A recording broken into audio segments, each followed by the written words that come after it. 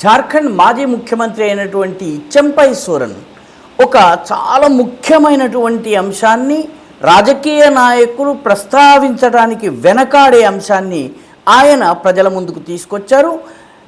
గిరిజన ప్రధాన రాష్ట్రంగా ఏర్పాటైనటువంటి జార్ఖండ్లో గిరిజనుల జనాభా 26% పడిపోయింది.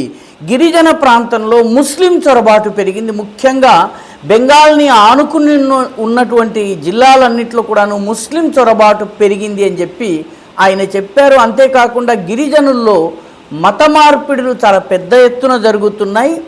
తానున్నటువంటి ప్రాంతంలో కొన్ని జిల్లాల్లోనే 5,000కు పైబడి చర్చిలు ఉన్నాయి.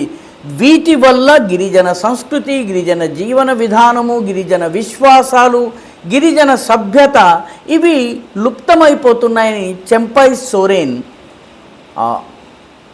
ఆవేదన వ్యక్తం చేశారు. ఈ మత మార్పిడులను నిరోధించాలి అని చెప్పి ఆయన డిమాండ్ చేశారు.